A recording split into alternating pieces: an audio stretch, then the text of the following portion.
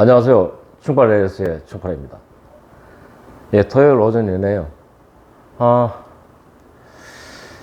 제가 오늘은 그 자녀분들의 교육 문제에 대해서 한번 얘기를 해보려고 이렇게 또 영상을 찍습니다.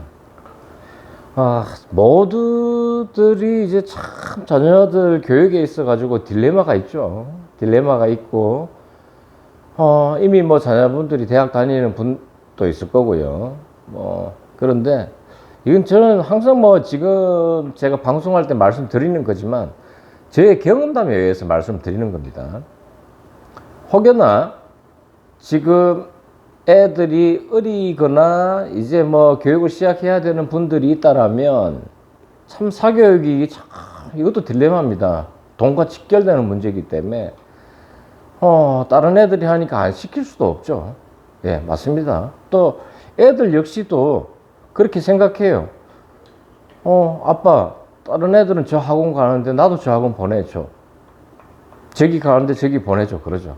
그럴 때 참 난감합니다. 난감해. 안 보내줄 수도 없고요. 그런데 이미 보내는 학원이라면 더 가성비 있게 하는 게 맞지 않겠나라는 생각이 들어서 영상을 찍게 됐네요. 제가 먼저 드릴 말씀은 팩트입니다. 애들이 초등학교 들어가기 전에 영어 유치원을 보내라는 게 제 팩트적인 얘기입니다. 뭐 피아노 학원, 태권도 학원, 미술 학원 중요하죠. 차라리 그런 걸 안 보내고요. 영어 유치원을 보내면 결과물은 영어에 있어 갖고서는 1등급까지는 어렵다고 치더라도 2등급은 무조건 나옵니다. 네, 제가 2명의 애들한테 직접 경험해 본 결과입니다. 다들 어린이집에 가면은 원어민 선생님들이 오죠. 근데 그거 갖고서는 애들이 절대 영어를 해내지 못합니다. 영어 유치원을 가게 되면 보통 영어 유치원이 이제 4살, 5살부터 시작하게 되는데요. 비용은 들어갑니다. 그래서 제가 말씀드리는 거예요. 다른 거 보내지 말고 거기에 올인하시라고. 네. 올인하라고 얘기하는 겁니다. 비용은 들어가더라도 하루 종일 거기에 원어민 선생들과 하루 종일 보내다 와요.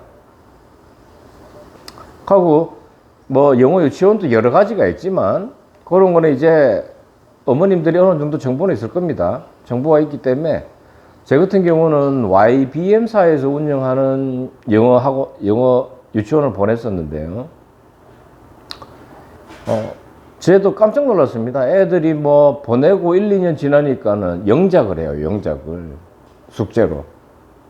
저 역시 지금 영작을 못 합니다. 미국을 1년 다녀왔지만. 그런데 영작을 하는 거 보고 제가 깜짝 놀랐죠. 그리고 초등학교, 중학교, 고등학교 들어가서 하는 모습을 봤습니다. 이미 원어민 선생들과 몇 년이라는 시간을 거쳐서 초등학교를 들어가게 되면 실력은 2위에 올라가 있습니다. 그런데 수학은 그렇지 않아요. 수학은 아무리 보내본들 자체적인 애들의 소질이 있어야 됩니다. 소질. 네. 물론 내 아는 다 어릴 때 영재 같습니다. 영재 같죠. 그런데 현실은 그렇지 않죠. 어느 정도 요즘은 뭐 초등학교 때부터 표가 나죠. 공부를 할 애들과 못 할 애들. 네. 표가 나죠. 근데 제가 영어 유치원을 보내보니 영어는 말 그대로 쉽게 말해서 언어를 하나 배우는 거예요. 언어를. 하면 우리나라 애들이 우리나라 말을 모르는 애들이 없죠. 네, 그렇습니다. 그래 일찌감치 영어 유치원이라는 곳을 보내가지고 거기서 놀고 먹고 말하고 하는 걸 계속 하다 보면 그냥 뭐 스스럼 없이 하게 돼요. 하게 됩니다. 그래서 영어 유치원은 제가 확실히 장담합니다. 보내고 나면은 고등학교 수능 칠 때 되면은 영어는 미니멈 2등급. 나오게 됩니다.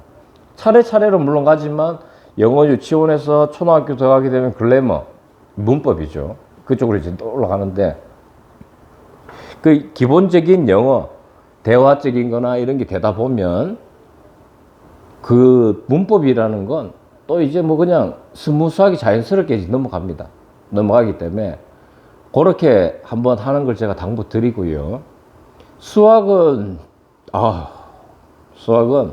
뭐 할 때부터 수학학원도 다 보내는데 수학은 할 수 있는 애들과 할 수 없는 애들로 나눠지는 것 같아요. 제가 보니까. 네. 그건 참 쉽지 않아요. 그래서 잘하면 좋죠, 애들이. 근데 내가 학원을 보내고 막 해봤는데도 수학이 안 들어간다. 그건 어쩔 수 없습니다. 어쩔 수 없어. 포기할 건 또 포기해야 돼요. 근데, 기본적이게 평균 점수만 나와도 참 땡큐죠. 수학 같은 경우는. 근데 영어는 분명 제가 말씀드린 대로 그렇게 하게 되면 다른 애들에 비해서 탁월할 겁니다. 돈의 위력을 느끼실 겁니다, 아마.